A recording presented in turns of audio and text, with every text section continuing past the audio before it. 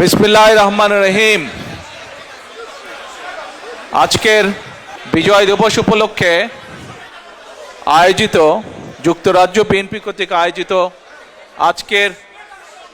আজকের এই অনুষ্ঠানের সম্মানিত সভাপতি, মঞ্চে উপস্থিত সম্মানিত নেতৃবৃন্দ, আমার সামনে উপস্থিত প্রিয় ভাই বোনেরা, সকল সম্মানিত উপস্থিতিবৃন্দ, আসসালামু আলাইকুম। আমি প্রথমেই আন্তরিকভাবে কৃতজ্ঞতা জানাচ্ছি যুক্তরাজ্যের যত প্রবাসী আছেন, ইউরোপের যত প্রবাসী আছেন, সহ পৃথিবীর বিভিন্ন দেশে যারা প্রবাসী আছেন তাদের কাছে কৃতজ্ঞতা জানাচ্ছি।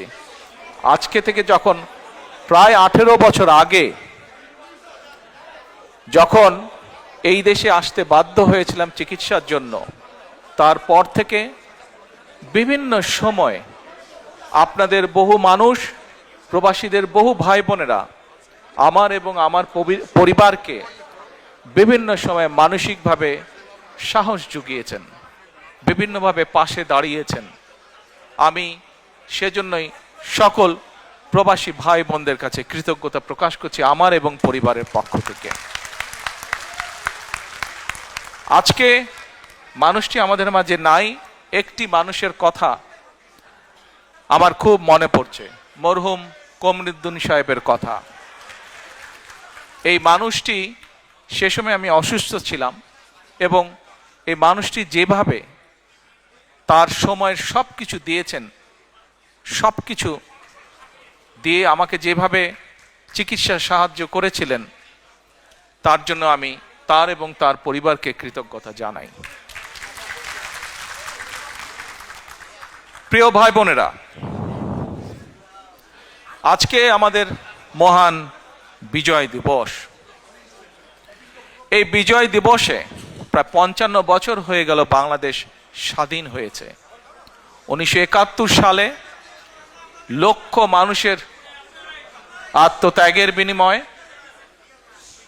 লক্ষ মা বোনের সম্মানের বিনিময়ে, বহু মানুষের পঙ্গুত্বের বিনিময়ে আমরা আমাদের এই প্রিয় মাতৃভূমি বাংলাদেশের স্বাধীনতা অর্জন করেছিলাম। প্রিয় ভাই বোনেরা, বাংলাদেশের মানুষ আজকে থেকে 55 বছর আগে যখন যুদ্ধে ঝাঁপিয়ে পড়েছিল, তাদের একটি প্রত্যাশা ছিল, আশা ছিল, আকাঙ্ক্ষা ছিল কিভাবে তারা নিজের দেশটিকে গড়ে তুলবে। আপনারা যারা আজকে বিদেশে আছেন, প্রবাসে আছেন, বিশেষ করে বিভিন্ন উন্নত দেশগুলোতে আপনারা আছেন, সেই দেশগুলোতে যেহেতু আমরা এখানে ঘরে উপস্থিত সকলে আমরা ইউকেতে আছি, আমরা যখন পথে বেরোই ঘর থেকে, পথগুলো যখন পরিষ্কার, মোটামুটিভাবে পরিষ্কার দেখি, আমরা যখন এখানে NHS এর হেলথ সুবিধা নিতে চাই, বা আমরা যখন অন্য অন্য সোশ্যাল সুবিধাগুলো পাই এই দেশের বৈধ নাগরিক যারা, তখন কিন্তু নিজের অজান্তেই আমরা চিন্তা করি যে আহা, আমাদের দেশটা যদি এমন হতো। আমরা চিন্তা করি না? প্রত্যেকটা মানুষ এখানে আমরা চিন্তা করি।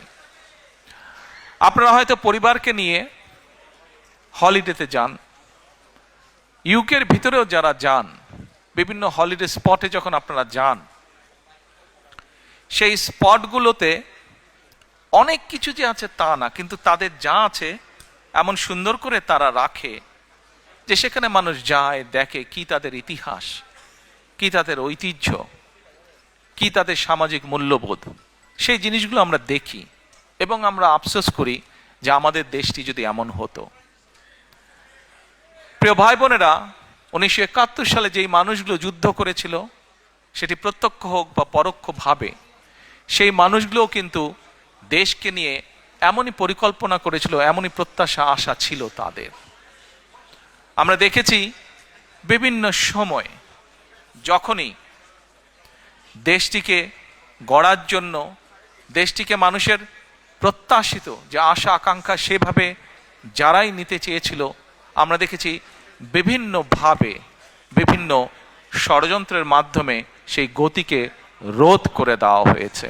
স্বাধীনতা যুদ্ধের পরে যখন নতুন দেশটি আমরা পেলাম, তখন মানুষ আশায় বুক বেঁধেছিল যে এই দেশে গণতন্ত্রের চর্চা হবে এবং গণতন্ত্রের চর্চার মাধ্যমে ধীরে ধীরে দেশ এবং জাতি এগিয়ে যাবে। হঠাৎ করে আমরা দেখেছি বাকশাল চলে আসলো। আমি এত ডিটেল স্টোরিতে যাব না, কম বেশি আপনাদের ধারণা আছে। গণতন্ত্রের, মানুষের অধিকার, ভোটের অধিকার সবকিছুকে টুটি চেপে ধরা হলো। পরবর্তীতে শহীদ রাষ্ট্রপতি জিয়াউর রহমান যখন দেশ পরিচালনার দায়িত্ব পেলেন জনগণের পক্ষ থেকে, আমরা দেখেছি আবার বহুদলীয় গণতন্ত্র চালু হলো দেশে। ধীরে ধীরে মানুষ কথা বলার অধিকার ফিরে পেল। সংবাদপত্রগুলো ধীরে ধীরে প্রকাশিত হতে লাগলো। সংবাদপত্রগুলো আস্তে আস্তে গঠনমূলক সমালোচনা শুরু করলো সরকারের। জনগণের প্রত্যাশা প্রতিফলিত হতে লাগলো সংবাদপত্রতে, বিভিন্ন আলোচনা অনুষ্ঠান, বিভিন্ন সেমিনারে। আমরা দেখলাম 1974 সালে যে দুর্ভিক্ষ হলো,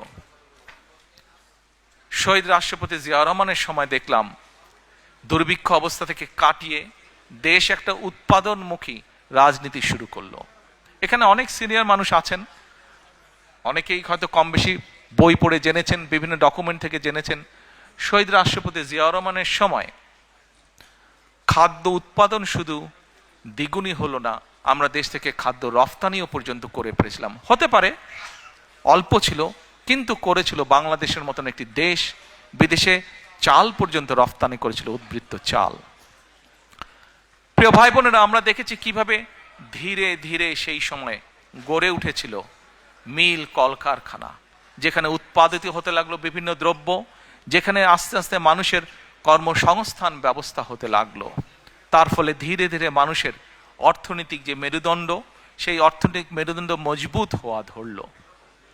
কিন্তু আমরা কি দেখলাম 1981 সালে?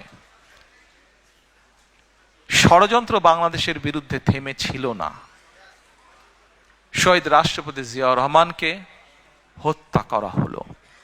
হত্যা করার মাধ্যমে দেশের গণতন্ত্রের গতি, গণতন্ত্রের চর্চা, দেশে মানুষের অর্থনৈতিক ভাগ্য উন্নয়নের যে চাকা, সেটিকে স্তব্ধ করে দেওয়া হলো, বন্ধ করে দেওয়া হলো। তারপরের যুগ আপনারা দেখেছেন, সামরিক শাসনের পরে স্বৈরাচারী এক সরকার ছিল দেশে। গণতন্ত্রের নামে প্রহসন আমরা দেখেছি। 1991 সালে আবারও জনতার আন্দোলনের মুখে সেই স্বৈরাচারের পতন হলো। পরবর্তীতে নির্বাচনের মাধ্যমে বাংলাদেশ জাতীয়তাবাদী দল সাধারণ মানুষের সমর্থনে সরকার গঠন করলো। আমরা দেখেছি দেশনেত্রী খালেদা জিয়ার সরকার বাংলাদেশের মানুষের দ্বারা নির্বাচিত হবার পরে কিভাবে আবার ধীরে ধীরে ধীরে দেশকে গড়ে তুলতে সক্ষম হলো। আমরা দেখেছি সেই সময় কিভাবে দেশে আবারও শিল্প কারখানা স্থাপিত হলো। 1996 সেই ষড়যন্ত্রমূলক নির্বাচনের মাধ্যমে এই যে পলাতক স্বৈরাচার, যারা গত 1 বছর আগে দেশ থেকে পালিয়ে গিয়েছে জনগণের আন্দোলনের মুখে, এরা যখন 96 সালে আসলো, তখন সংসদে একদিন তাদেরই তৎকালীন যে শিল্পমন্ত্রী ছিল, তার নিজের বক্তব্য ছিল যে 91 থেকে 96 সাল পর্যন্ত দেশনেত্রী খালেদা জিয়া যখন দেশ পরিচালনার দায়িত্বে ছিলেন, তখন দেশে 84,000 শিল্প কলকারখানা প্রতিষ্ঠিত হয়েছিল। প্রিয় ভাই বোনেরা, 84,000 কলকারখানা প্রতিষ্ঠিত হয়েছিল। এই সংখ্যাটা দিয়ে বোঝা যায় যে দেশে সেই সময় উন্নয়নের গতিধারা চালু হয়েছিল। ঠিক একইভাবে যেমন শহীদ রাষ্ট্রপতি জিয়াউর রহমানের সময় দুটি সেক্টর, যেটা নিয়ে প্রত্যেকটি সরকার 75-এর পরে প্রত্যেকটি সরকার বিভিন্ন সময় গৌরব বোধ করেছে। এক, বাংলাদেশের গার্মেন্ট শিল্প, দুই, প্রবাসীদের পাঠানো রেমিটেন্স। এটিও কিন্তু বিএনপি সরকারের করে যাওয়া, জিয়াউর রহমানের করে যাওয়া।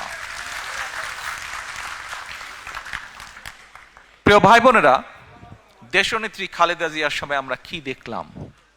যেমন দেখলাম ৮৪,০০০ শিল্প কারখানা স্থাপিত হলো, দেশের গ্রাম গঞ্জের রাস্তাঘাটগুলো আস্তে আস্তে পাকা হওয়া ধরলো, স্কুল কলেজগুলোতে আস্তে আস্তে লেখাপড়া শুরু হলো, গ্রামের শিশুদের জন্য, ভবিষ্যৎ প্রজন্মদের জন্য আস্তে আস্তে স্কুল কলেজ স্থাপিত হওয়া ধরলো, নতুন নতুন স্কুল কলেজ। একইভাবে আমরা দেখলাম একটি বিশাল সংস্কার। বাংলাদেশের জনসংখ্যার মোটামুটি সকল সময়, সেই সময় ৯১ সালে খুব সম্ভব জনসংখ্যা ছিল অ্যাবাউট ১৫-১৬ কোটির মতন, বোধ হয় না, ১২-১৩ কোটির মতন ছিল। তখনও জনসংখ্যার অর্ধেক ছিল নারী। এই অর্ধেক জনসংখ্যাকে যদি আমরা আমাদের পুরো অর্থনৈতিক ব্যবস্থা, আমাদের শিক্ষা ব্যবস্থার মধ্যে না আনি, কোনোভাবেই দেশকে গড়ে তোলা সম্ভব না। এবং আমরা তাই দেখলাম দেশনেত্রী বেগম খালেদা জিয়া মেয়েদের স্কুল কলেজে শিক্ষা ব্যবস্থা, বিনা বেতনে শিক্ষা ব্যবস্থা চালু করলেন। প্রিয় ভাই বোনেরা, কিছুদিন আগে বিএনপির একটি অনুষ্ঠানে আমি একটি ঘটনা বলছিলাম, হয়তো আপনারা ইউটিউবে বা অনলাইনে দেখেছেন, শুনেছেন আমার সেই ঘটনাটি। তারপরেও আজকে আপনাদের সামনে আবারও আমি ঘটনাটি তুলে ধরতে চাই। কি সেই ঘটনাটি? এবছর জানুয়ারি মাসে দেশনেত্রী খালেদা জিয়া যুক্তরাজ্যে এসেছিলেন চিকিৎসার জন্য। সেই সময় উনি যেই হসপিটালতে ছিলেন, লন্ডন ক্লিনিক হসপিটালতে ছিলেন, একদিন আমরা সন্ধ্যার সময় সবাই ওনার কেবিনে আছি, স্বাভাবিকভাবে কিছুক্ষণ পরপর তো নার্স আসে।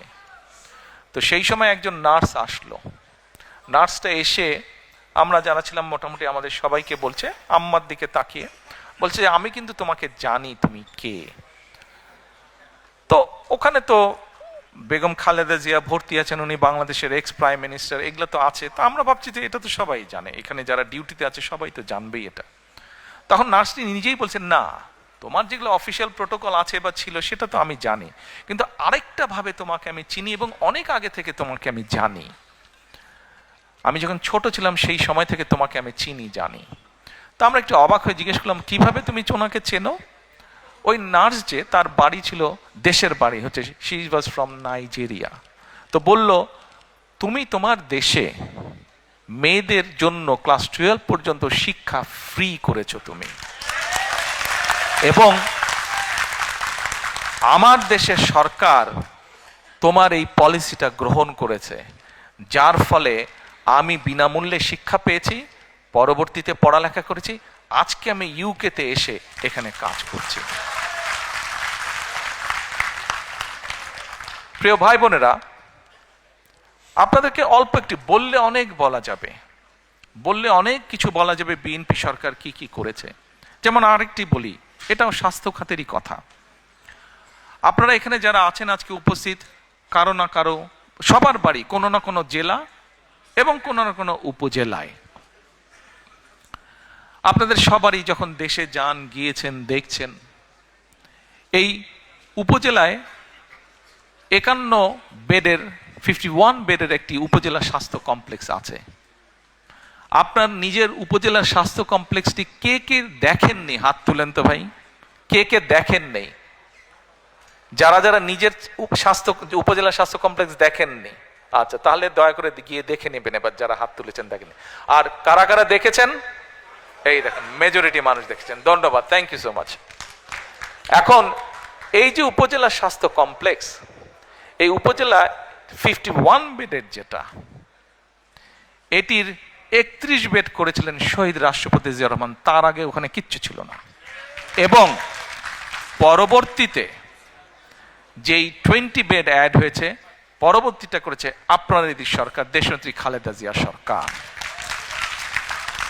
আমাদের প্রশ্ন এখনো, এই যে স্বৈরাচার ছিল তারা কিছু জিনিস বানিয়েছিল, কিন্তু সাধারণ মানুষ যখন অসুস্থ হয়, গ্রাম পর্যায়ে, ইউনিয়ন পর্যায়ে, উপজেলা পর্যায়ে, তারা কিন্তু উপজেলা স্বাস্থ্য কমপ্লেক্সে যায়, অন্য জায়গায় কোথাও যায় না তারা চিকিৎসার জন্য।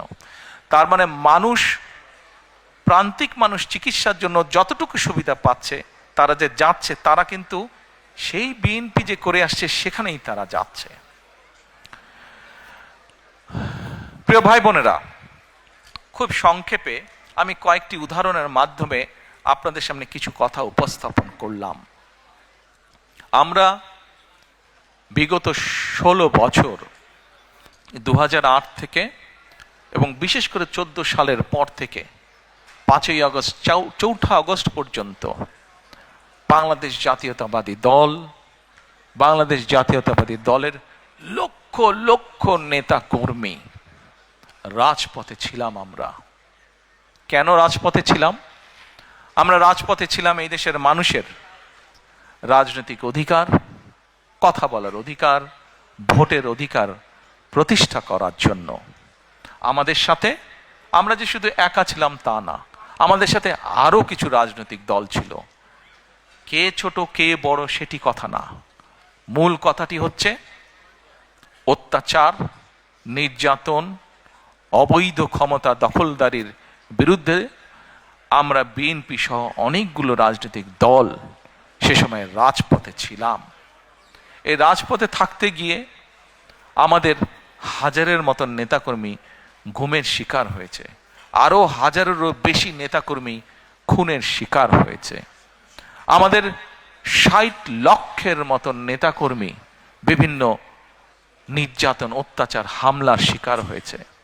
আপনাদের মধ্যে হয়তো এখানে বহু মানুষ আছেন যারা নির্যাতনে অত্যাচারিত হয়ে দেশ থেকে এখানে চলে আসতে বাধ্য হয়েছিলেন। শুধু ইউকে না, ইউরোপের বহু দেশে আছে, মধ্যপ্রাচ্যের বহু দেশে আছে, মালয়েশিয়ায় বহু দেশ আছে, আমেরিকায় বহু দেশে বহু আমাদের নেতাকর্মী আছে যারা হয়তো বাধ্য হয়ে চলে গিয়েছিল দেশ ছেড়ে। প্রিয় ভাই বোনেরা, যুগেরও বেশি সময় ধরে বাংলাদেশ জাতীয়তাবাদী দল আন্দোলন করেছে। আমরা 5ই আগস্ট যেই স্বৈরাচারকে বাংলাদেশ থেকে বিদায় করেছি, ঝেঁটিয়ে বের করে দেওয়া হয়েছে দেশ থেকে, জনগণের ভয় যে পালিয়ে গিয়েছে দেশ থেকে, এটির ক্রেডিট, এটির অর্জন কোনো রাজনৈতিক দলের নয়। এটির অর্জন সম্পূর্ণভাবে বাংলাদেশের সাধারণ মানুষের ক্রেডিট। এটি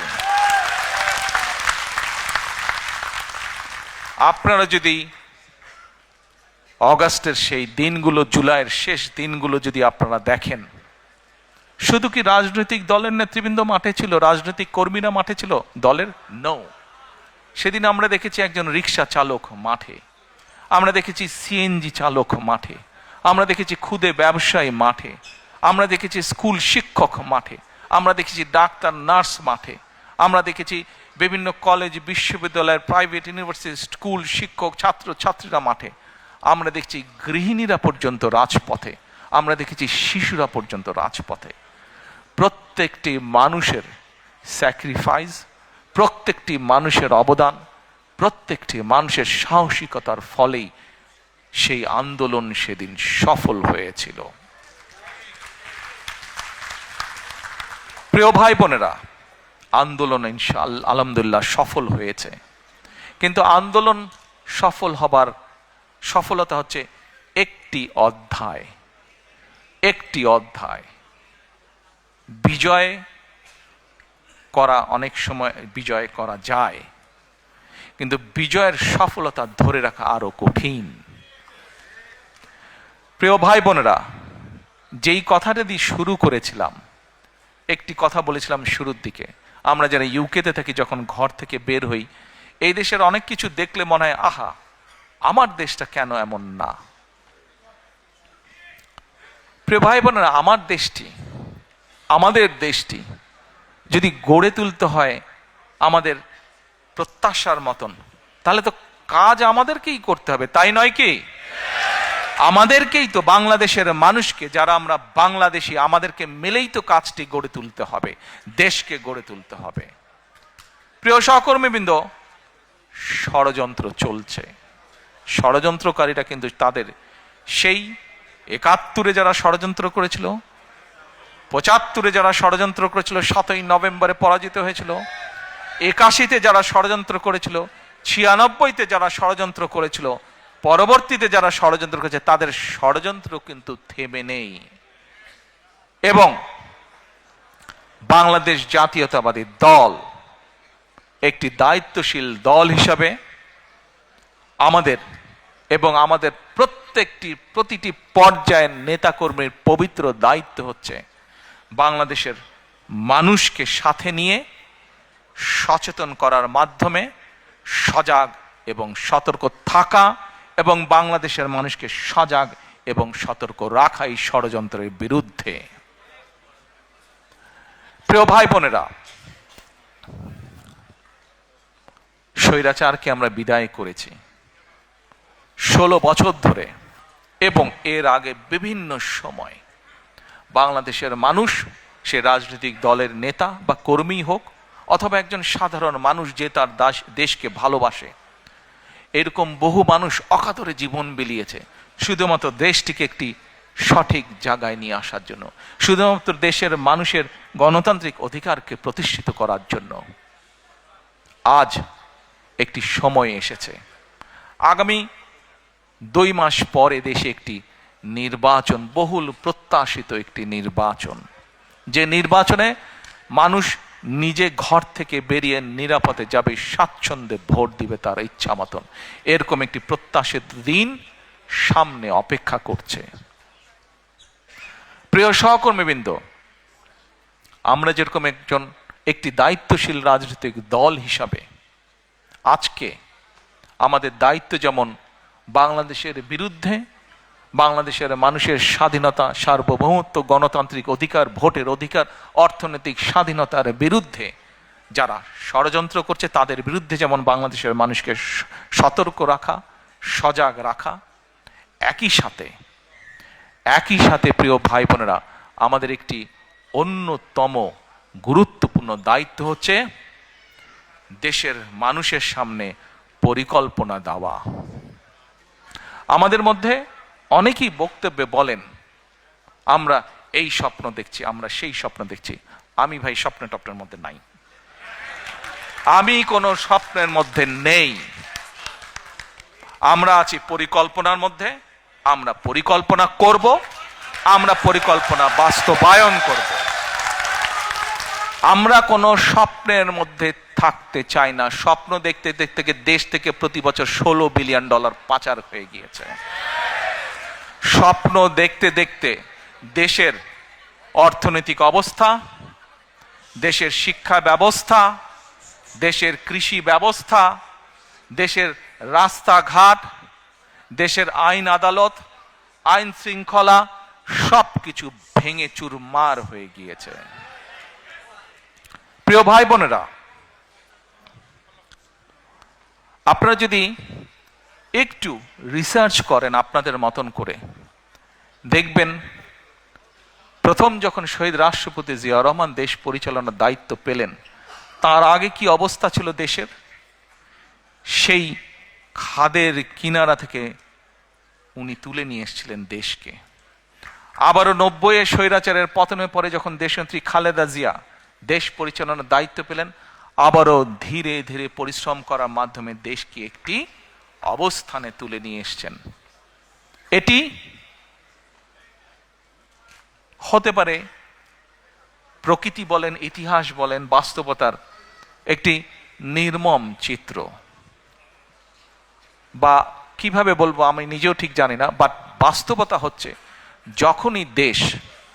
যখনই এই দেশের স্বাধীনতা, সার্বভৌমত্ব হুমকির সম্মুখীন পড়েছে, যখনই এই দেশের স্বাস্থ্য ব্যবস্থা বলেন, অর্থনৈতিক ব্যবস্থা বলেন, সবকিছু ভেঙে পড়ার উপক্রম হয়েছে, তখনই সেই কঠিন দায়িত্বটা এসে পড়ে বিএনপির উপরে। প্রিয় ভাই বোনেরা, আমরা দৃঢ়ভাবে বিশ্বাস করি বাংলাদেশ জাতীয়তাবাদী দল, বিএনপির প্রতিটি নেতাকর্মী, শহীদ জিয়া, দেশনেত্রী খালেদা জিয়ার প্রতিটি সৈনিক, আমরা দৃঢ়ভাবে বিশ্বাস করি যে ইনশাল্লাহ আগামী ফেব্রুয়ারি মাসে যে নির্বাচন, সেই নির্বাচনে বাংলাদেশের মানুষের সমর্থন নিয়ে বাংলাদেশ জাতীয়তাবাদী দল সরকার গঠন করতে সক্ষম হবে। এক মিনিট, সমস্যা তো তারপরে, বিপদ কিন্তু তারপরে। আপনারা যারা খুব খুশিতে তালি দিলেন, হ্যাঁ খুশি আপনারা হতেই পারেন। দেশের মানুষের সমর্থন নিয়ে যদি আমরা ইনশাল্লাহ সরকার গঠন করতে পারি, অবশ্যই আমরা দেশের মানুষের কাছে প্রতি যেরকম আমাদের কৃতজ্ঞতা থাকবে, একইভাবে তাদের কাছে আমাদের দায়বদ্ধতা থাকবে, জবাবদিহিতা থাকবে। এই মুহূর্তে দেশের যে শিক্ষা ব্যবস্থা, দেশের যে স্বাস্থ্য ব্যবস্থা, দেশের যে অর্থনৈতিক ব্যবস্থা, ব্যবসা বাণিজ্যের যে অবস্থা, ব্যাংকগুলোর যে অবস্থা, প্রত্যেকটি বিষয়, ইউ নেম এনি সাবজেক্ট, যেই অবস্থা প্রত্যেকটি মানুষের সাথে রিলেট করে, মানুষের জীবনযাত্রার সাথে রিলেট করে, প্রত্যেকটি অবস্থার অত্যন্ত শোচনীয় অবস্থা, প্রত্যেকটি ক্ষেত্রে অত্যন্ত শোচনীয় অবস্থা। আমরা বিশ্বাস করি, আমরা শহীদ জিয়া, দেশনেত্রী খালেদা জিয়ার সৈনিক যারা, আমরা বিশ্বাস করি ইনশাল্লাহ মানুষের সমর্থন নিয়ে আমরা সরকার গঠন করতে সক্ষম হব। কিন্তু সামনের পথ অসম্ভব অসম্ভব কঠিন, অসম্ভব কঠিন। এবং এই কঠিন পথ যদি পাড়ি দিতে হয়, অনেকে অনেক বড় বড় সুন্দর সুন্দর ভালো ভালো কথা বলতে পারবে, কিন্তু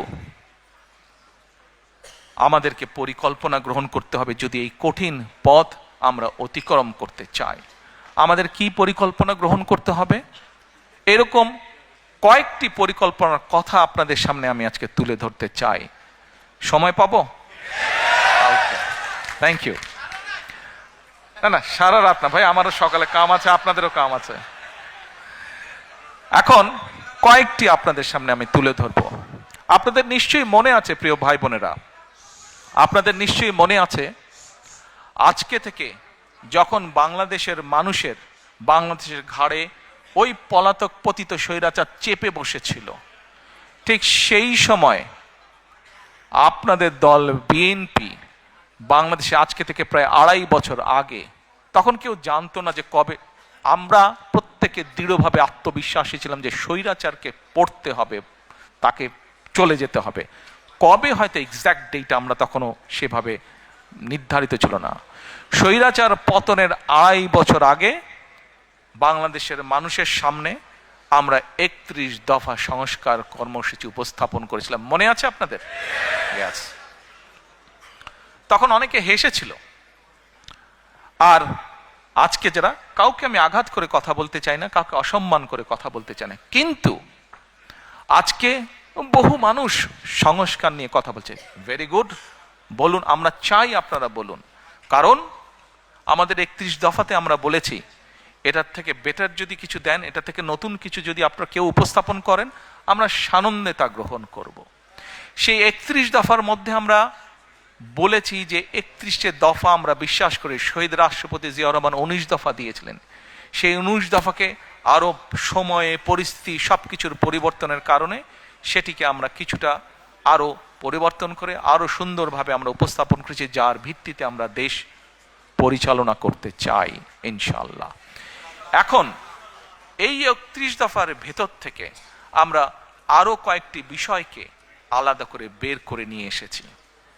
এই 31 দফার ভেতরে সাংবিধানিক বিষয় আছে, এই 31 দফার ভেতরে আইনগত বিষয় আছে, এই 31 দফার ভেতরে আপনার, আমার, আমাদের সকলের বেঁচে থাকার মৌলিক অধিকারের নিশ্চয়তা কিভাবে প্রদান করা যায় তার কিছু ডাইরেকশন বা পরিকল্পনা আছে। যেমন, আস্তে হাততালি পরে দিই আমরা, যেমন আসুন এই 31 দফার মধ্যে বাই নাও আপনারা শুনেছেন, দেখেছেন, আমরা একটি কার্ড ইন্ট্রোডিউস করতে চাই, যেটার নাম আমরা দিয়েছি ফ্যামিলি কার্ড। বাই নাও আপনারা শুনেছেন। এখন এই ফ্যামিলি কার্ডটা কি, নাম হয়তো আপনারা শুনেছেন অনেকে, কেউ কেউ হয়তো আপনারা এখানে যারা আজকে উপস্থিত আছেন কেউ কেউ হয়তো আপনারা জানেন, আচ্ছা ফ্যামিলি কার্ড দিয়ে কি হবে না হবে। এই ফ্যামিলি কার্ডটা কেন ইন্ট্রোডিউস করতে চাই, কি এটা লক্ষ্য উদ্দেশ্য, সংক্ষেপে আপনাদের সামনে আমি তুলে ধরতে চাই। এবং আপনাদের কাছে যেটা তুলে ধরবো, আপনাদের প্রতি আমার অনুরোধ থাকবে আপনারা এই কথাগুলো আরো মানুষের কাছে পৌঁছে দিবেন। আসুন এবার ফ্যামিলি কার্ডটি কি আমরা সংক্ষেপে বিবেচনা করি, দেখি। আমরা এটি, আমরা যে ব্যাংক কার্ড ব্যবহার করি, এটি ব্যাংক কার্ডের মতন একটি কার্ড। এখন এই কার্ডটি আমরা কাকে দেব? এই কার্ডটি আমরা দেব বাংলাদেশে এই মুহূর্তে অ্যাভেলেবেল যত ডাটা আছে, সেই ডাটার ভিত্তিতে আমরা দেখেছি বাংলাদেশে 4 কোটি পরিবার আছে। সেটি আমার পরিবার, আপনার পরিবার, একজন কৃষকের পরিবার, একজন মসজিদের ইমাম সাহেবের পরিবার, একজন প্রাইমারি স্কুল শিক্ষকের পরিবার, একজন ক্ষুদ্র মুদির দোকানদার, একজন রিক্সা চালক, ভ্যান চালক, যেভাবেই আপনি ধরেন বাংলাদেশে 4 কোটি পরিবার আছে। আমরা প্রথমে এই কার্ডটি দেওয়া শুরু করব গ্রাম থেকে, যারা মোর ডিজার্ভ করে। আচ্ছা, এই কার্ডটি আমরা দিব পরিবারের যে গৃহিণী, পরিবারের যে কর্ত্রী বা হাউস ওয়াইফ, আমরা তাকে এই কার্ডটি দেব। আচ্ছা, আস্তে তালি পরে তালিয়া পরে কার্ডটি আমরা তাকে দেব। দেখুন, দেশনেত্রী বেগম খালেদা জিয়া দেশের অর্ধেক যে নারী সমাজ, তাদেরকে উনি শিক্ষার আলো পৌঁছে দিতে চেয়েছিলেন। বহুলাংশে আলহামদুলিল্লাহ আমরা সফল হয়েছি। আজকে যদি আমরা স্কুল কলেজগুলো দেখি, আমরা দেখি যে ক্ষেত্র বিশেষে ছেলেদের থেকে মেয়েদের এনরোলমেন্ট অনেক বেশি। শিক্ষা দীক্ষায় বিভিন্ন জায়গায় মেয়েরা অনেক এগিয়ে গিয়েছে। নেপোলিয়ন বলেছিল, আমাকে শিক্ষিত মা দাও, আমি তোমাদেরকে শিক্ষিত জাতি দেব। প্রিয় ভাই বোনেরা, এই কার্ডটি ইনিশিয়ালি আমরা ধীরে ধীরে 4 কোটি পরিবারের, আমাদের প্ল্যান অনুযায়ী 4 কোটি পরিবারকে দেব। বাট এই 4 কোটি পরিবারের মধ্যে আমিও আছি, আমার স্ত্রী ডক্টর জুবাইদাও আছেন। কিন্তু ডক্টর জুবাইদা এই কার্ডটি নেবেন না। কেন? কারণ এই কার্ডটি থেকে রাষ্ট্র বা সরকার যেই সুবিধা দেবে একটি পরিবারকে, আলহামদুলিল্লাহ ডক্টর জুবাইদার এটি প্রয়োজন নেই। এখানে আপনারা যারা আছেন, আপনাদের এখানে আমাদের বহু বোন উপস্থিত আছেন, তাদের কারোরই অর্থনৈতিক অবস্থা এমন না যে সেই কার্ডটি প্রয়োজন। এইভাবে বাংলাদেশের 4 কোটির মধ্যে আমরা মনে করি বহু পরিবার আছে যাদের প্রয়োজন নেই, কাজেই তারা এই সুবিধাটা নেবেন না। তার ফলে যেটা হবে, আমরা যারা সঠিক মানুষ, এটি কিন্তু আমরা জেনারেল রাখছি, কার্ডটা ইউনিভার্সাল রাখছি। বাংলাদেশে বিভিন্ন সামাজিক সোশ্যাল নেটওয়ার্ক যেগুলো ফ্যাসিলিটি আছে, যেগুলো বেনিফিটস আছে, বিভিন্ন ক্যাটাগরি থাকে, এবং আমরা রিসার্চ করে দেখেছি যে ক্যাটাগরি, এরকম বিভিন্ন ক্যাটাগরি থাকলেই কারাপশনের প্রবাবিলিটি বেড়ে যায়।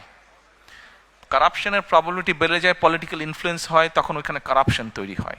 সেজন্য বিষয়টাকে আমরা জেনারেল রাখছি। আচ্ছা, এই কার্ডটি আমরা মহিলাদেরকে দেব।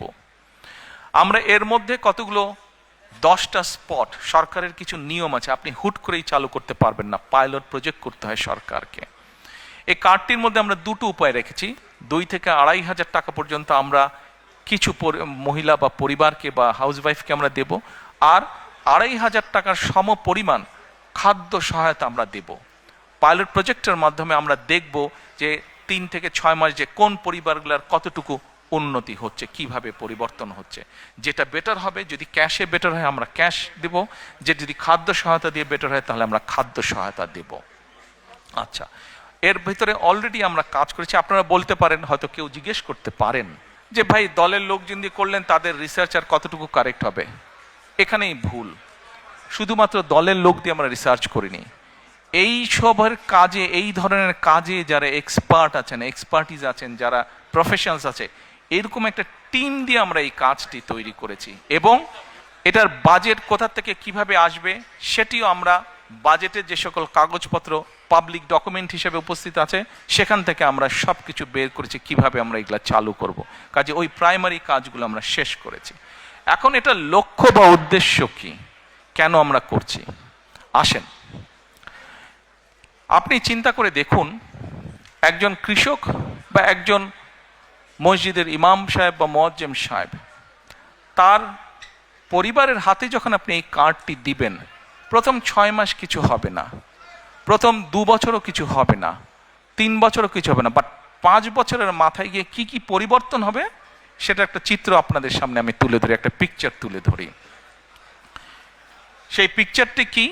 সেই পিকচারটি হচ্ছে, রিসার্চ বলে, এখানে ভাইদের সংখ্যা বেশি, দয়া করে কেউ মাইন্ড করবেন না আমার উপরে, যে কথাটি আমি এখন বলতে চাচ্ছি, দয়া করে কেউ মাইন্ড করবেন না আমার উপরে, বাট এটা আমার কথা না, এটা রিসার্চের কথা। রিসার্চ কি বলে, যখন পরিবারের স্ত্রীর হাতে আপনি একটা অর্থনৈতিক সহযোগিতা দিবেন, স্ত্রী তখন স্ত্রী তখন কি করে এই সুবিধাটা সে তার সন্তানদের লেখাপড়া এবং স্বাস্থ্যের পিছনে প্রথমে সে খরচ করে। রিসার্চ বলে এই টাকাটা বা সহযোগিতাটা যদি বাবার হাতে যায়, বাবা ওই পাড়ার চায়ের দোকানে গিয়ে গল্প গুজব করে বন্ধু বান্ধবের টাকাটা উড়িয়ে দেয়। এটা আমার কথা না, এটা রিসার্চ কথা। ভাইরা আমার উপরে কিছু মাইন্ড করেন না আপনারা। আচ্ছা, তা এখন আমরা সেই জন্য মায়েদের হাতে এটা দিতে চাই। মা এই অর্থটা দিয়ে তার সন্তানদের স্বাস্থ্য যেরকম খেয়াল রাখতে পারবে, একই সাথে সে তার লেখাপড়া, বাচ্চাদের লেখাপড়ার দিকে মনোযোগ দেবে। তারপরে তার হাতে যখন খরচ বেঁচে যায়, এই খরচটা তখন কি করে, সে ছোট ছোট ইনভেস্ট করে যেখান থেকে তার পরিবারের এক্সট্রা ইনকাম আসবে। যার ফলে হবে কি, ওই টাকাটা, ওই অর্থটা, সেটা 500 টাকা হোক, 1000 টাকা হোক, ওটাই লোকাল ইকোনমিতে তখন টাকাটা আস্তে আস্তে ইকোনমিতে ঘুরতে থাকে এবং লোকাল ইকোনমি আস্তে আস্তে আস্তে আস্তে স্ট্রেংথ স্ট্রং হতে থাকে। প্রিয় ভাই বোনেরা, চিন্তা করে দেখেন, আপনার গ্রামে এরকম যদি 10টা পরিবার থাকে এবং একটা 10টা পরিবারের কে যদি আপনি আস্তে আস্তে কন্টিনিউ 5 থেকে 7 বছর একটা সাপোর্ট দিতে পারেন এরকম, তাহলে 7 বছর পরে কি সেই পরিবারটার চেহারা বর্তমানে যা আছে তা থাকবে? নিশ্চয় একটু তো বেটার হবে না? তাহলে একটা গ্রামে যদি 10টা পরিবার থাকে, সেই 10টা পরিবার যখন অর্থনৈতিকভাবে একটা শক্তিশালী অবস্থানে দাঁড়াবে, স্বাস্থ্য হেলথ ওয়াইজ যখন শক্তিশালী হবে এবং এডুকেশন ওয়াইজ যখন একটি গ্রাম শক্তিশালী হবে, তখন পুরো গ্রামটা একটা বেটার গ্রাম হবে। এইভাবে গ্রাম, এইভাবে উপজেলা, এইভাবে জেলা, এইভাবে বিভাগ, এভাবে সারা বাংলাদেশ এক সময় গিয়ে একটা স্ট্রেংথেন অবস্থায়, শক্তিশালী অবস্থায় দাঁড়াবে। এই হলো ফ্যামিলি কার্ডের গল্প।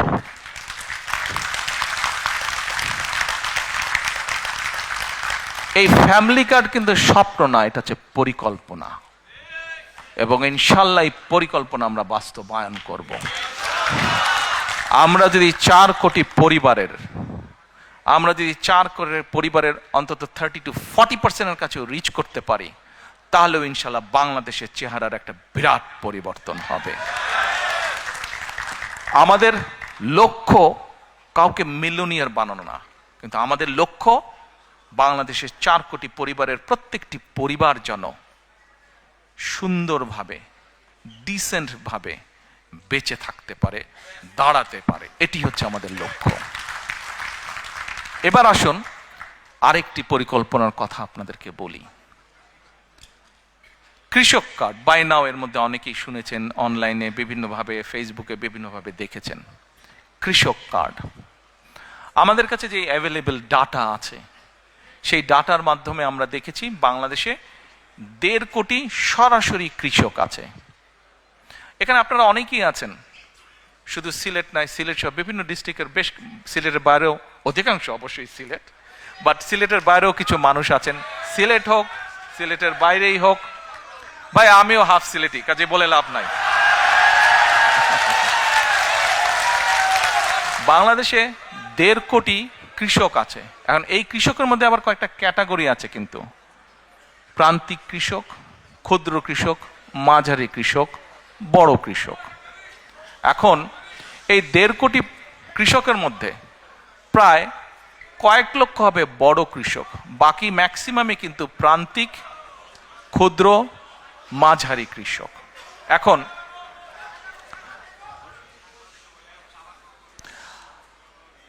আপনাদের মধ্যেও অনেকেই কৃষক আছেন, কিন্তু সরাসরি কৃষক না। হয়তো আপনার জমি আছে, আপনি কারো কাছে বর্গা দিয়ে দিয়েছেন, তাই না? মানে কাউকে দিয়ে দিয়েছেন, লিজ দিয়েছেন জমিটা, যে তুমি চাষবাস করো, ঠিক আছে, এন্ড অফ দ্য ইয়ার তুমি আমাকে এরকম একটা অ্যামাউন্ট দিও। অনেকেই আছেন এখানে। কিন্তু আমরা যেটা করতে চাইছি, এই কৃষক কার্ডটা হবে ব্যাংক কার্ডের মতনই, ওটাতে একটা চিপ থাকবে, এবং আমরা বাংলাদেশের যত কৃষি জমি যা আছে সবগুলোকে একটা সার্ভারের ভিতরে আমরা নিয়ে আসব। কোন কৃষক কোথায়, তার নাম কি, সে কতটুকু জমি ওন করছে, নাকি সেটার সে লিজ নিয়েছে, লিজ নেক অথবা ওন করুক, সেটাতে সে কি কি চাষ করছে। কোনো জায়গায় বছরে 2টো ক্রপ হয়, কোনো জায়গায় বছরে 3টে ক্রপ হয়, কোনো জায়গায় 1টা ক্রপ হয়। কাজেই তার কোন কি ক্রপ হচ্ছে সেই হিসাবও আমরা পুরা রেডি করব।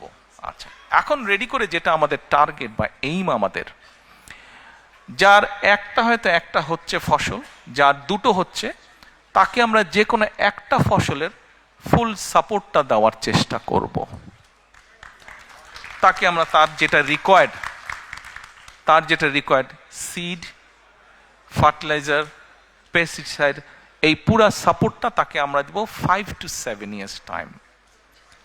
এবং আমাদের রিসার্চ আমাদেরকে বলছে যে 5 to 7 years ধরে যদি আমরা এই সাপোর্টটা মোটামুটিভাবে কন্টিনিউ করতে পারি, তাহলে কৃষকদের যে অর্থনৈতিক মেরুদণ্ড, ইকোনমিক স্ট্রেংথ, এটা স্ট্রং হবে।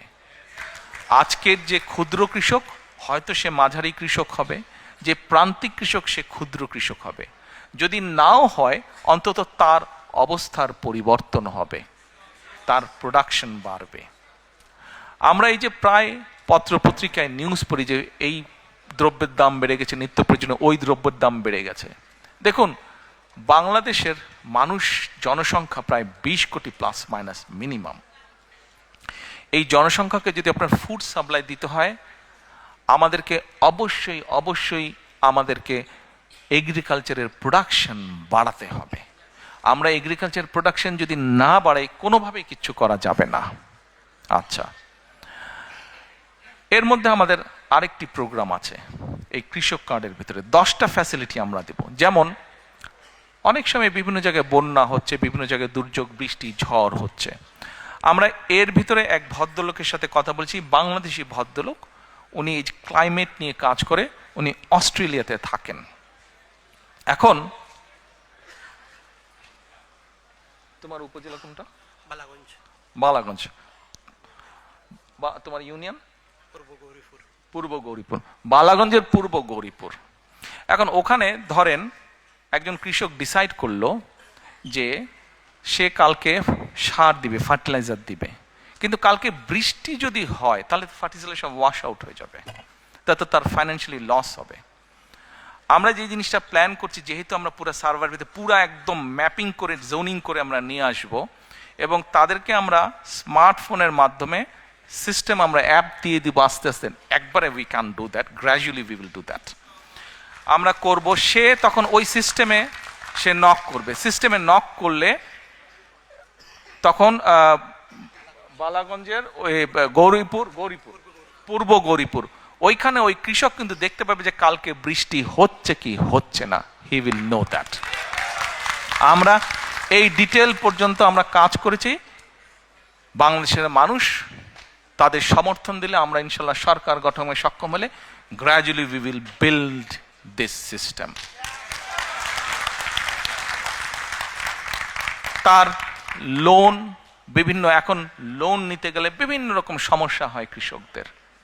তার কাছে যে কোনো কার্ডটা থাকবে, সেই ব্যাংকে যাবে, দেওয়ার সাথে সাথে ডিটেল তার সবকিছু চলে আসবে। কত যদি আগের লোন থাকে, কি আছে না আছে, সবকিছু তার চলে আসবে। অর্থাৎ ক্রেডিট স্কোর, এই দেশে সবাই পরিচিত ক্রেডিট স্কোরের সাথে, তার পুরো ক্রেডিট স্কোর চলে আসবে। আমরা এই কাজগুলো করেছি। দিস ইজ হাউ আমরা আমাদের এগ্রিকালচারকে প্ল্যান করছি। আপনারা হয়তো বলতে পারেন, আমাদের অনেক জায়গায় অনেক ফসল হয়, কিন্তু কৃষকরা টাইম মতন বাজারে নিতে পারে না, বেচতে পারে না, কোল্ড স্টোরেজ নাই। ইয়েস, আমরা ওটার উপরেও কাজ করেছি। ওটার উপরে আমরা কাজ করি, বিভিন্ন জায়গায় কোল্ড চেন কিভাবে এস্টাবলিশ করা যায়, সেটা বড়ই হোক অথবা পোর্টেবল কোল্ড স্টোরেজ বা কোল্ড চেন হোক, কীভাবে করা যায় সেটার উপর আমাদের ওয়ার্ক প্ল্যান করা আছে। এবার আসুন, এখানে একটু আগে শরফু বক্তৃতা দিয়ে গেছে। শরফু বক্তৃতা দিয়েছে আরাফাত রহমান কোকো, একটা অর্গানাইজেশন আছে স্পোর্টসের, সেটা ও বেচারা, ও সহ শেখ সহ কয়েকজন মিলে অনেক বছর ধরে ওরা করছে। From our family we are very grateful to you, যারা তোমরা এটা করেছো, থ্যাংক ইউ। তো এখন ওর কথাটা নিয়ে আসলাম একটু আগে, ও যেহেতু ছিল ওই বিষয়টা নিয়ে, স্পোর্টস। দেখেন এখানে আমরা যারা আছি, যাদের স্কুল গোয়িং বাচ্চা ছিল বা আছে, আমরা কিন্তু কি দেখি, স্কুলে যাচ্ছে বাচ্চারা, লেখাপড়া করছে, কিন্তু একই সাথে এক্সট্রা ক্যারিকুলাম কিন্তু থাকছে। ডিবেট ক্লাবে যাচ্ছে, ম্যাথস ক্লাবে যাচ্ছে, বিভিন্ন স্পোর্টসে যাচ্ছে, বিভিন্ন কালচারে যাচ্ছে, হিস্ট্রি করছে, মিউজিক করছে না? আচ্ছা, ল্যাঙ্গুয়েজও করছে, কিন্তু আমাদের অনেকের পরিচিত বাচ্চা যাদেরকে চিনি আমি, ল্যাঙ্গুয়েজ করছে, কেউ স্প্যানিশ শিখছে, কেউ ফ্রেঞ্চ শিখছে, কেউ জার্মান শিখছে আছে। আমরা এডুকেশনের মধ্যে, আচ্ছা এডুকেশনে চলে আসলাম, এডুকেশনটা বলে তারপরে স্পোর্টসটা বলছি। আমরা এডুকেশনের মধ্যে এই জিনিসগুলো আনতে চাচ্ছি, এডুকেশনের মধ্যে আমরা এই জিনিসগুলো আনতে চাচ্ছি। আমরা প্রাইমারি এডুকেশনের উপরে জোর দিতে চাই সবচাইতে বেশি, প্রাইমারি এডুকেশনের উপরে। একবারে আমরা পারবো না। সারা বাংলাদেশে প্রাইমারি স্কুলে প্রায় 3.5 লক্ষ 350,000-এর বেশি টিচার আছে, প্রাইমারি টিচার। এখন এই প্রাইমারি টিচারদেরকে আমাদের ট্রেনিং দিতে হবে। কেন ট্রেনিং দিতে হবে? Please don't take it personally, but normally একটা প্র্যাকটিস আছে বাংলাদেশে। What is the practice of getting an appointment as a primary school teacher?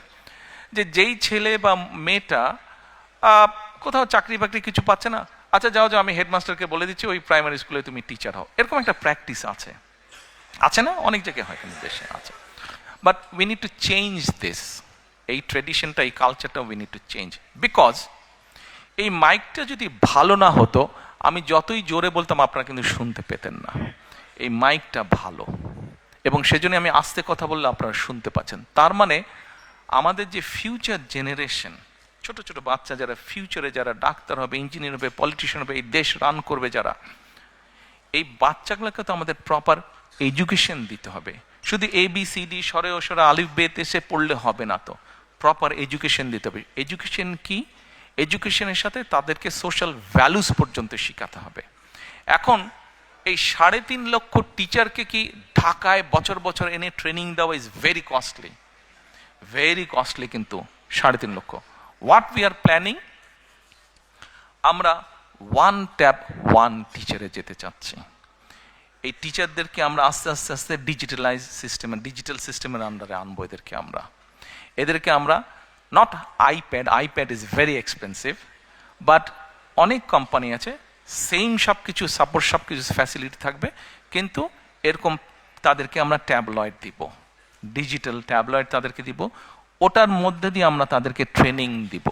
তাদেরকে যেই টিচারগুলো অলরেডি অ্যাপয়েন্ট হয়ে গেছে তাদেরকে তো আমরা বের করে দিতে পারবো না, তাদেরকে আমাদের ট্রেনিং দিয়ে তাদেরকে ইমপ্রুভ করতে হবে, বেটার করতে হবে, স্ট্যান্ডার্ডে আনতে হবে, যাতে ওই বাচ্চাগুলোকে তারা প্রপার এডুকেশন দিতে পারে।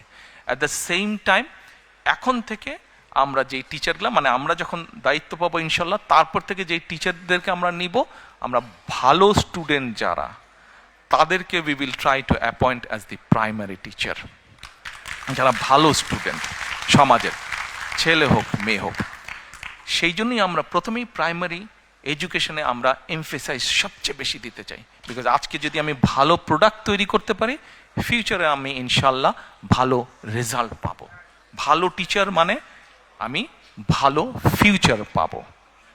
আচ্ছা আসেন এখন এই যে বাচ্চাগুলোকে ক্লাস 1 থেকে শুরু ক্লাস 12 পর্যন্ত আমরা কি কি করব। এদেরকে আমরা যারা স্কুলে পড়েছি বাংলাদেশে, আমরা জানি যে কম বেশি 10টা সাবজেক্ট থাকে, 10টা সাবজেক্ট, প্রত্যেকটা 100 মার্ক হয়, প্লাস মাইনাস 1000-এর উপরে মার্কিং হয় পরীক্ষার সময়। আমাদের চিন্তা ভাবনা হচ্ছে যে আমরা সরকার থেকে আমরা ধরেন 5টা খেলা, যেই খেলাগুলো আমাদের ছেলে মেয়েরা খেলে, শুধু ছেলেদের জন্য না, অবশ্যই মেয়েদেরকে আমরা এটাতে ইনক্লুড করছি। ছেলে বা মেয়েরা সাধারণত যেগুলো খেলে, ধরেন 6টা খেলা, যেগুলো কিছু থাকবে কমন, কিছু থাকবে পার্টিকুলারলি ছেলেদের জন্য, পার্টিকুলারলি মেয়েদের জন্য। আমরা এই খেলাগুলোকে কম্পালসারি করব অ্যাজ এ সাবজেক্ট। বাচ্চা নিজে চুজ করে নেবে, বাচ্চা নিজে চুজ করে নেবে সে কোনটা। কেউ যদি ফুটবল খেলতে চায় ও ফুটবল খেলবে, কেউ যদি ব্যাডমিন্টন খেলতে চায় ও ব্যাডমিন্টন খেলবে, ও কিন্তু ওকে খেলতেই হবে, একটা স্পোর্টস ওকে করতেই হবে, কম্পালসারি। আচ্ছা এবার আসেন আরেকটা জিনিস, ওকে আর্ট কালচার আনতে হবে। শুধু পড়ালেখা অবশ্যই দরকার একটা জাতির জন্য, কিন্তু শুধু পড়ালেখা করলে হবে তো না। আর্ট কালচার যদি একটা জাতি না জানে তো তো কেমন করে হবে? আর্ট এবং কালচার জানতে হবে, হিস্ট্রি জানতে হবে, আমার হেরিটেজ জানতে হবে, আমার হিস্ট্রি না জানলে তো হবে না। কাজেই আমরা চাই আমাদের বাচ্চারা ছবি আঁকা শিখবে, গান শিখবে, কিভাবে মিউজিক ইনস্ট্রুমেন্ট বাজাতে হয় শিখবে, সরকার ব্যবস্থা করবে, এডুকেশন ডিপার্টমেন্ট থেকে ব্যবস্থা করবে কয়েক ধরনের মিউজিক ইকুইপমেন্ট, গান শেখার ব্যবস্থা করবে। বাচ্চা চুজ করবে সে গান শিখবে নাকি সে ইনস্ট্রুমেন্ট। যেমন ব্যক্তিগতভাবে যদি আমাকে বলতে আমার ছোটবেলা থেকে খুব ইচ্ছা ছিল কিবোর্ড বাজানোর। আমি গিটার প্র্যাকটিস কয়েকদিন শুরু করেছিলাম, কিছুদিন করেছিলাম, কমপ্লিট করতে পারিনি। হাওয়াইয়ান গিটার আমি বাজাতাম, আমার ইচ্ছা ছিল, বাট হয়নি কোনো কারণে। কিবোর্ড বাজানোর শেখার ইচ্ছা ছিল আমার, আই কুড নট, হয়নি। আমার এরকম অনেক বাচ্চা আছে যারা চায়, কিন্তু ফ্যামিলি প্রবাবলি এফোর্ড করতে পারে না, ফ্যামিলি এফোর্ড করতে পারে না। তো ফ্যামিলি যখন এফোর্ড করতে পারে না, তাহলে কি এটা স্টেটের রেসপন্সিবিলিটি না যে সেই বাচ্চাটাকে তার যে কোয়ালিটিটা আছে সেটা সে যাতে প্রকাশ করতে পারে? এটা তো স্টেটের রেসপন্সিবিলিটি। আমরা এই ফ্যাসিলিটিগুলো তৈরি করতে চাই। খেলা গেল, আর্ট গেল, কালচার গেল। এবার আসেন, আমরা ক্লাস 6 থেকে প্রাইমারি শেষ হওয়ার পর থেকে ক্লাস 12 পর্যন্ত আমরা এদেরকে বিভিন্ন ভোকেশনাল এবং টেকনিক্যাল নো হাউ বিভিন্ন জিনিস শেখাবো। আমরা বিভিন্ন জিনিস শেখাবো। যেমন আমরা একটা এক্সাম্পল দেই, এই দেশে আপনারা অনেকেই যারা আসেন, যেমন এখানে কি জানি বলে, অনেকেই আছেন, যেমন আমাকে মহিদুর রহমান সাহেব বলেছেন যে উনি যখন প্রথম রেস্টুরেন্ট দেন উনি নিজেই সার্ভিং এর কাজ করতেন, মনে আছে? আপনি বলেছিলেন আমাকে, কয়েছেন আমাকে একদিন বলেছে যে ও নিজেও প্রথমে কাজ করতো। কিন্তু ধরেন একটা ছেলে এই যে রেস্টুরেন্টে কিভাবে খাবার দিতে হয়, কিভাবে শেফের কাজ করতে হয়, অথবা কিভাবে ডাইনিং সাজাতে হয়, এটা যদি আপনি একটা ছেলে বা একটা মেয়েকে যদি প্রপারলি ইনস্টিটিউশন মাধ্যমে শিক্ষা দিতে পারেন উইথ আদার কোয়ালিটিস ক্যারিকুলাম, কি ও স্পোর্টসে ভালো, ও মিউজিকে ভালো, এবং সাথে ইংলিশ ল্যাঙ্গুয়েজ জানে, সাথে সেকেন্ড আরেকটা ল্যাঙ্গুয়েজ জানে। ইংলিশের বাইরে যদি আপনি বলেন সেকেন্ড আরেকটা ল্যাঙ্গুয়েজ জানে, তাহলে একটা বাচ্চা, একটা ছেলে বা মেয়ে ক্লাস 12 পর্যন্ত ও পড়ালেখায় মোটামুটি, বাট ইংলিশটা মোটামুটি সে ভালো পারে, সাথে জার্মান বা ফ্রেঞ্চ ভালো পারে, স্পোর্টস জানে, আর্ট জানে, ডিবেট করতে পারে, ভোকেশনাল ট্রেনিং অথবা স্পেশাল কোনো এরকম হোটেল ম্যানেজমেন্ট ট্রেনিং তার আছে। এখন বলেন তো এই বাচ্চাটাকে কে কোথায় আটকে রাখতে পারবে? ও যদি বিদেশে কোথাও যায় জবের কোনো প্রবলেম হবে? এতগুলা কোয়ালিটি যার মধ্যে আছে, জবের কোনো প্রবলেম হবে না। বাংলাদেশের পপুলেশন যদি আমরা ডাইনামিকটা দেখি, তাহলে আমরা দেখব কি ইয়াং জেনারেশনের সংখ্যা বেশি, এল্ডারলি জেনারেশনের সংখ্যা কম। কিন্তু আমরা ইউরোপের অনেক দেশে আমরা যদি যাই, আমরা দেখব যে এল্ডারলি জনসংখ্যা বেশি, ইয়াং জেনারেশন কম। ইভেন ইটালিতে গ্রামের পর গ্রাম খালি হয়ে যাচ্ছে, জাপানে গ্রামের পর গ্রাম খালি হয়ে যাচ্ছে, ইভেন চায়নাতে এই সমস্যা শুরু হয়েছে। এখন ধরেন একটা ছেলে বা মেয়ে ইটালিয়ান ল্যাঙ্গুয়েজ পারে, ইংলিশ তো পারে, জাপানিজ ল্যাঙ্গুয়েজ পারে, তাহলে এই বাচ্চাটা যখন যাবে উইথ আদার কোয়ালিফিকেশন, ওকে কে আটকে রাখবে? আমরা সেই জন্য চিন্তা করেছি আমরা তাদেরকে German, French, Japanese, Mandarin and Arabic, এই কয়টা। আচ্ছা, বলতে পারেন অ্যারাবিক কেন?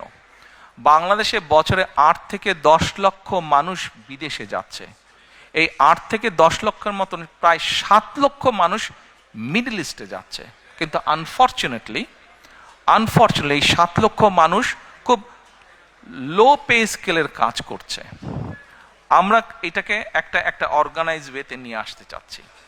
যেই মানুষগুলো মিডল ইস্টে যাচ্ছে তাদেরকে যদি আপনি মিডল ইস্টে যেই কাজগুলো হয়, যেই জবগুলো বেশি পাওয়া যায়, সেই রিলেটেড ট্রেনিংগুলো যদি তাদেরকে দিতে পারেন, সেই related training with the language আপনি যদি তাদেরকে রেডি করতে পারেন, তাহলে যে মাসে $100 বেতন পাচ্ছে, ইজিলি সে $500 বেতন পাবে। ভ্যালু অ্যাড হচ্ছে। যেমন নর্মালি আমরা জানি যে নোয়াখালী, চট্টগ্রাম এই দিকের লোকজন মিডল ইস্টে যাচ্ছে, কাজে আমরা একটা চিন্তা করি যে ওই জোনগুলোতে আমরা মিডল ইস্ট ওরিয়েন্টেড এবং অ্যারাবিক ল্যাঙ্গুয়েজের উপরে জোর দেব বেশি। আমরা জানি যে ফরিদপুর বেল্টের লোকজন মোস্টলি ইটালি এই দিকে থাকে, আমরা এই এলাকাগুলোতে ইটালিয়ান ল্যাঙ্গুয়েজ এবং এখানে যেই জব ওরিয়েন্টেড আছে, জবগুলো পাওয়া যায়, সেগুলোর ব্যাপারে আমরা ভোকেশনাল বা ট্রেনিং ইনস্টিটিউটগুলো রেডি করব। ঠিক এইভাবে যেই জোনগুলোতে হয় সিলেট তো সবগুলাই পারে। ঠিক ওভাবে আমরা জিনিসটাকে সাজাবো। এবার আসেন, মোটামুটি ভাবে এডুকেশনটা আপনাদের সামনে তুলে দিলাম। প্ল্যান, নো স্বপ্ন, অল দিজ আর প্ল্যানস। আচ্ছা, এবার আসেন স্পোর্টস। দেখুন, আমাদের কেন সবাইকে ডাক্তার, ইঞ্জিনিয়ার, আর্কিটেক্ট হতে হবে? আমাদের বাচ্চারা কি প্রফেশনাল স্পোর্টসম্যান হতে পারে না? এই যে লন্ডনে বিখ্যাত ফুটবল প্লেয়ার বেকহাম, সবাই পাগল হয়ে যাচ্ছে, তো প্রফেশনাল প্লেয়ার। দেখেন ও নাইটহুড পেয়েছে না? হ্যাঁ, হামজাকে দেখেন, তারপরে হ্যাঁ ওকে দেখেন, তারপরে তো এই যে প্রফেশনাল প্লেয়ার। আমাদের মেয়েরা দেখেন এশিয়ান ফুটবলে ভালো করছে, ছেলেরা ওয়ার্ল্ড ওয়াইড ক্রিকেটে ভালো করছে আমাদের। তাহলে আরো যে হাজার হাজার লক্ষ লক্ষ কোটি ছেলে মেয়ে আছে যারা উঠছে, কেন এদের মধ্যে থেকে প্রফেশনাল প্লেয়ার আমরা ক্রিয়েট করব না? আপনারা কি নতুন কুড়ি নামে একটা প্রোগ্রাম আছে ভাই, জানেন আপনারা? আচ্ছা, আমরা এই নতুন কুড়ি তো আছে, এটাকে আমরা যেমন আরো সুন্দর করে সাজাবো, একইভাবে নতুন কুড়ির মধ্যে আমরা নতুন করে স্পোর্ট আমরা চালু করব। এই স্পোর্ট চালু করার মাধ্যমে আমরা দেশের ভিতরে বিভিন্ন টাইপের খেলোয়াড় যারা আছে তাদেরকে আমরা বের করে নিয়ে আসব। এবার আসেন, স্পোর্ট গেল, অর্থাৎ স্পোর্টকে আমরা প্রফেশনাল স্পোর্টসম্যান তৈরি করতে চাই দেশে, আমাদের জেনারেশনের ভিতর থেকে। এবার আসেন, হেলথ নিয়ে কথা বলি। আমরা এখানে এনএইচএস এর সুবিধা সবাই আমরা পাই, আর যারা এফোর্ড করতে পারি তারা আমরা প্রাইভেটে যাই, প্রাইভেট জিপি, প্রাইভেট কনসালটেন্টের কাছে যাই, কিন্তু সেটার সংখ্যা কিন্তু খুব কম।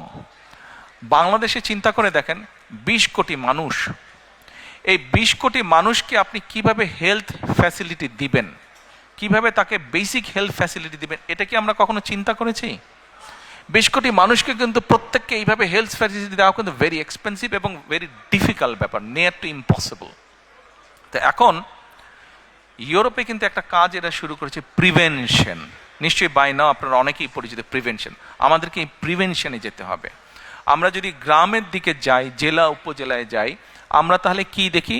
ম্যাক্সিমাম রোগী কি কার্ডিয়াক পেশেন্ট, অর্থাৎ হার্টের রোগী, কিডনি ডায়ালিসিস, তারপরে আপনার ডায়াবেটিক পেশেন্ট, এই তিনটা কিন্তু খুব দেখা যায়। আমরা চিন্তা করেছি, কেন এই জিনিসটা চিন্তা করলাম, প্রিভেনশনের উপরে আরো বেশি চিন্তা করলাম কেন? একটা এক্সাম্পল দেই। ধরেন সিলেট মেডিকেল কলেজ, এটা তো সিলেট শহরে, তাই না? মেডিকেল কলেজ, এই মেডিকেল কলেজ কত বেডের?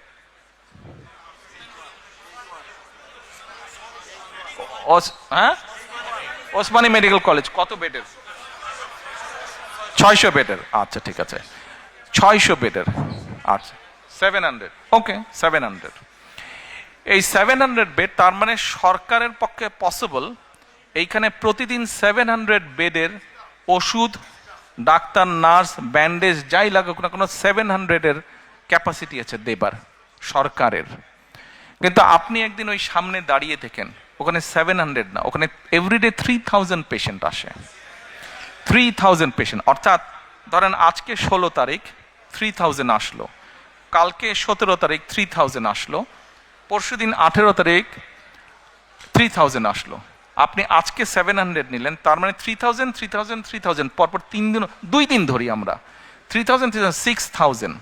আপনার ক্যাপাসিটি হচ্ছে 700 টু ম্যানেজ ক্যাপাসিটি হচ্ছে 700। আপনি 6000 থেকে আজকের 700 আর কালকের 700 আপনি মাইনাস করেন, ঠিক আছে, 1400 নিলেন, বাকি থাকলো কত থাকলো? আমি অঙ্কে কাঁচা, বলেন কত থাকলো? হ্যাঁ, 4400 থাকলো।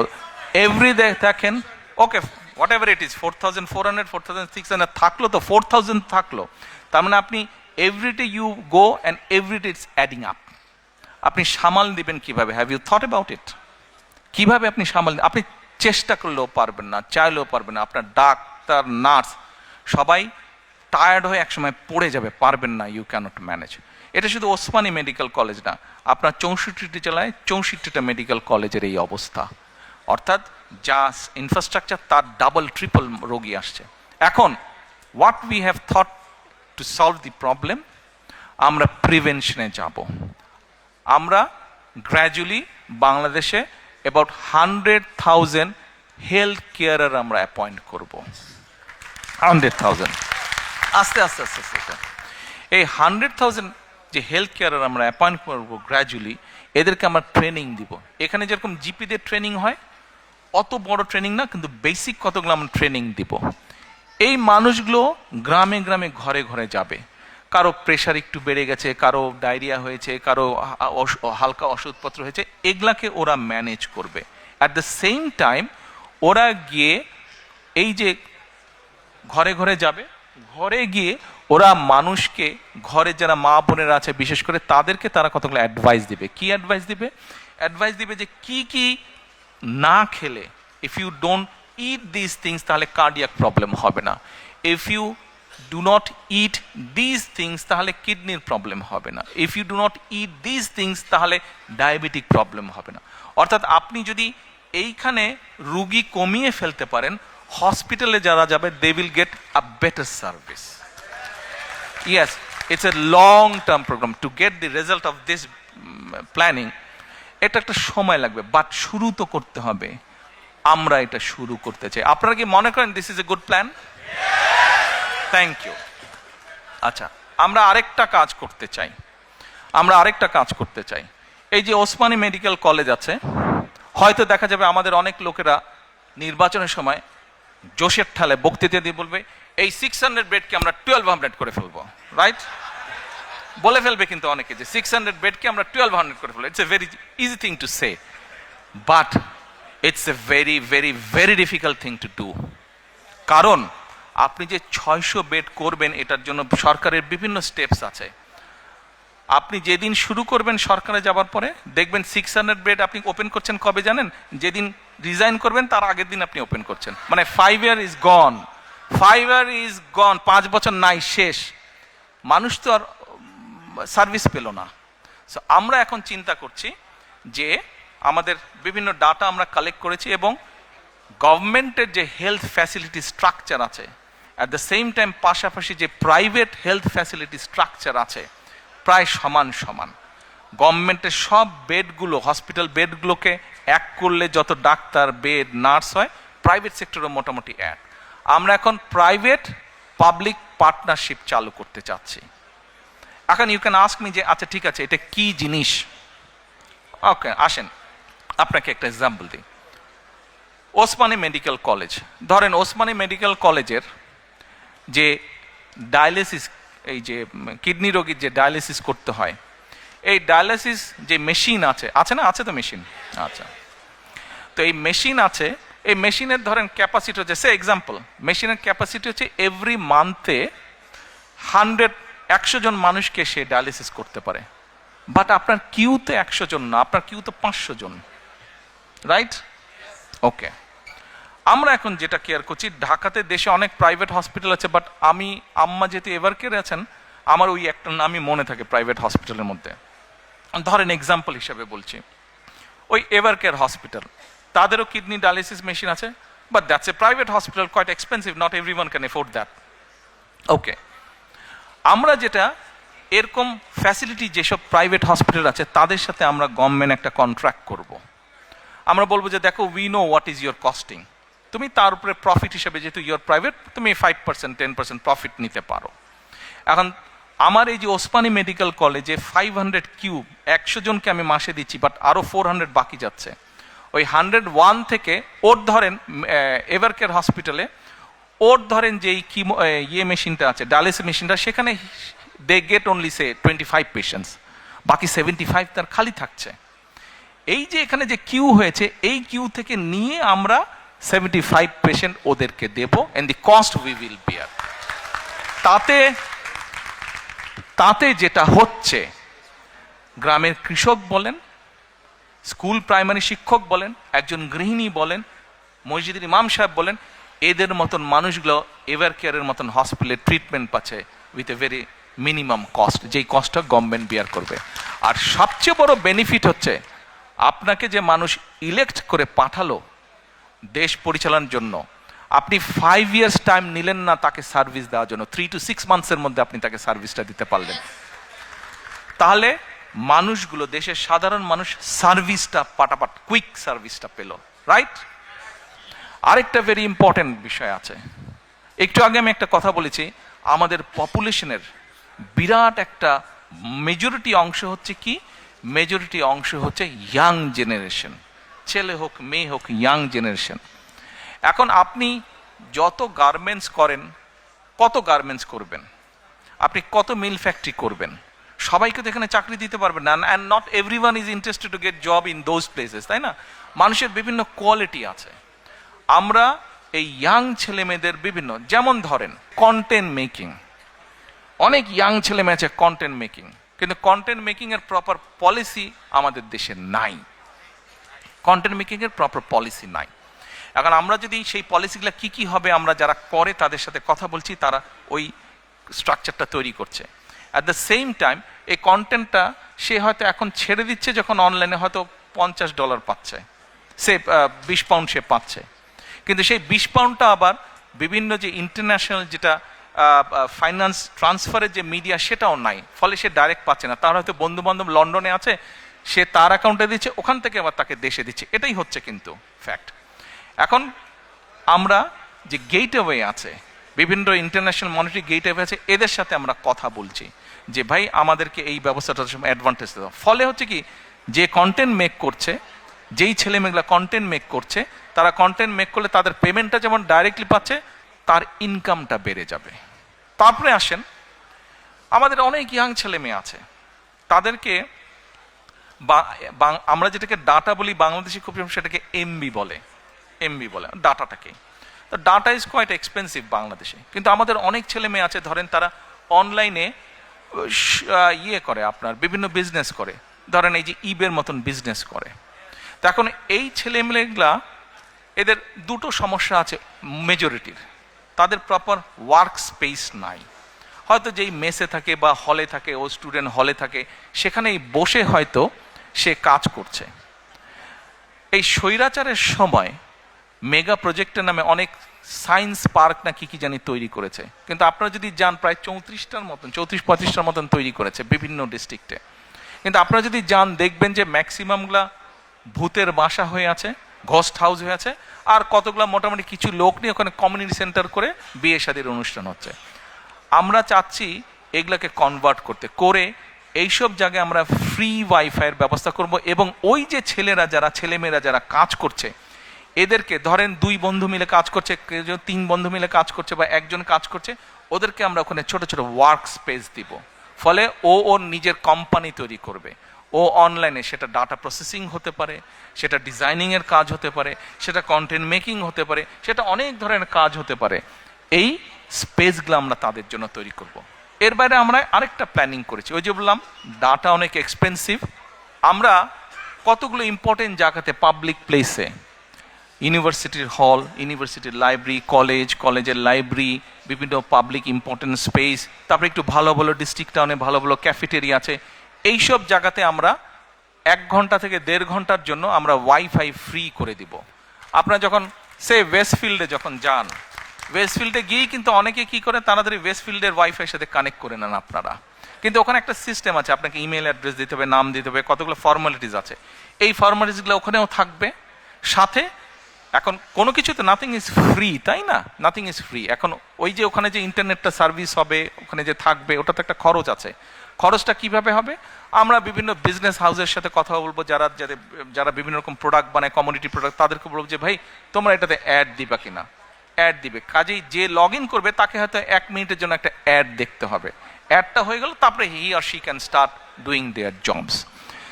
এর বাইরে বিভিন্ন রকম ভোকেশনাল ইনস্টিটিউট, বিভিন্ন রকম টেকনিক্যাল ইনস্টিটিউট, যেমন আমাদের দেশে আপনি যদি যান, ব্লাড নিবে এরকম টেকনিশিয়ানের অভাব আছে। এই যে আমরা প্রায় শুনি যে ফিলিপাইন থেকে নার্স যাচ্ছে, কেরালা থেকে নার্স যাচ্ছে, তা আমাদের মেয়েরা, আমাদের ছেলেরা কেন পারবে না? কিন্তু প্রপার ইনস্টিটিউশনগুলো এখনো গড়ে ওঠে নাই। আমরা এই টাইপের ইনস্টিটিউশনগুলো আমরা আস্তে আস্তে গড়ে তুলতে চাই। এইভাবে আমরা জব ক্রিয়েট করতে চাই, এইভাবে জব ক্রিয়েট, যাতে করে আমাদের ভবিষ্যৎ ছেলেমেয়েরা একটা ডিগনিফাইড লাইফ নিয়ে ডিসেন্ট ভাবে যাতে তারা বেঁচে থাকতে পারে। প্রিয় ভাই বোনেরা, আপনাদের সামনে সংক্ষেপে আপনাদের সামনে সংক্ষেপে আমি আমার কতগুলা পরিকল্পনা তুলে ধরলাম। আজকে বিজয় দিবসের আলোচনা। দেখেন, আমরা আন্দোলন সংগ্রাম করেছি, আমাদের সহকর্মীরা জীবন দিয়েছে, বহু সাধারণ মানুষ, গৃহিণী। এই যে 5ই আগস্ট এই আন্দোলনে আপনাদের নিশ্চয়ই অনেকের ধারণা আছে 63 জন শিশু শহীদ হয়েছে, 63 জন শিশু। কাজে এই যে 5ই আগস্ট আমরা আমাদের পূর্ণ স্বাধীনতা বলেন বা আমাদের যে এই সুযোগটা আমরা পেয়েছি, এই সুযোগটা কিন্তু সামনে যে নির্বাচনটা, এটা কিন্তু কোনো এক্সপেরিমেন্ট অথবা এক্সপেরিয়েন্সের সুযোগ না। কিন্তু আগামী যে সময়টা আসছে এটা কিন্তু একটা পরিবর্তনের সুযোগ। আমরা যদি এইবার দেশটাকে পরিবর্তন করতে পারি তাহলে আমরা এগিয়ে যাব। আপনারা প্রবাসে আছেন, প্রবাসীদের কাছে প্রথমে আমি কৃতজ্ঞতা প্রকাশ করেছি। আমাদের যে স্বৈরাচারের বিরুদ্ধে আন্দোলন, এই আন্দোলনে প্রবাস থেকে বহু প্রবাসী বিভিন্নভাবে সহযোগিতা করেছেন। এই আন্দোলন সফলতার পিছনে প্রবাসীদের একটি বিশাল ভূমিকা রয়েছে। কাজেই প্রবাসীদের অবদানকে কোনোভাবে আমরা খাটো করে দেখতে পারি না। কিন্তু আপনাদের সামনে আমি যেই পরিকল্পনাগুলো তুলে ধরেছি, আমাদেরকে আগে কাজ শুরু করতে হবে। আমরা যদি কাজ শুরু করতে না পারি এবং আমরা যদি সকলের দাবি উপস্থাপন করতে থাকি তাহলে কিন্তু একটা ইনডিসিপ্লিন তৈরি হবে, ফলে আমরা কিন্তু আমাদের কাঙ্ক্ষিত লক্ষ্যে পৌঁছতে পারবো না। এই মুহূর্তে একটু আগে যেই কথাটি আমি বলেছি, প্রিয় ভাই বোনেরা,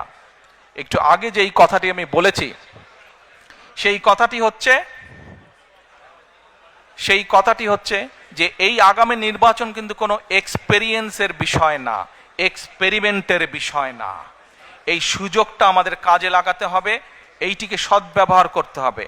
আপনাদের সকলকে, প্রবাসীরা যেরকম আন্দোলনকে গড়ে তুলেছেন বিভিন্ন সাহায্য সহযোগিতার মাধ্যমে, একইভাবে প্রবাসীদের সামনে এখন বিশাল দায়িত্ব হচ্ছে যে সঠিক দলকে নির্বাচিত করতে সহযোগিতা করা।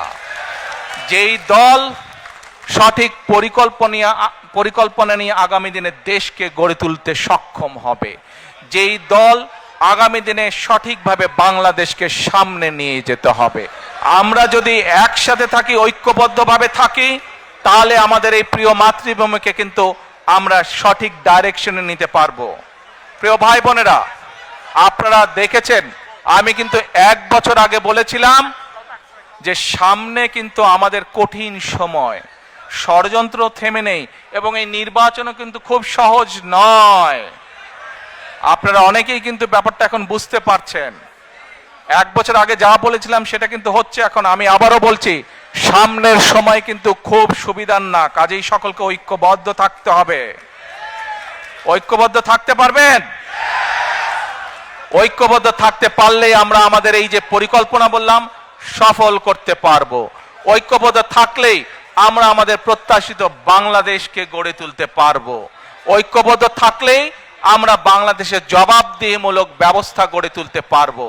এই ব্রিটেনে যে আপনারা আছেন, এই দেশের জবাবদিহিমূলক ব্যবস্থা আছে বলেই এই দেশের মানুষ তার ন্যায্যতা থেকে বঞ্চিত হয় না। বাংলাদেশের মানুষ বহু যুগ ধরে তাদের ন্যায্যতা থেকে বঞ্চিত হয়েছে। কাজে আসুন, বাংলাদেশের মানুষের ন্যায্য অধিকার যদি ফিরিয়ে দিতে হয়, যে কোনো মূল্যে আমাদেরকে ঐক্যবদ্ধ থাকতে হবে। ঐক্যবদ্ধ না থাকার কোনোই বিকল্প নেই আমাদের। United we stand, divided we fall. কাজে এই কথাটি আমাদের সকলকে মনে রাখতে হবে। প্রিয় ভাই বোনেরা, সকলের কাছে দোয়া চেয়ে যাচ্ছি, আপনারা দয়া করে দোয়া করবেন।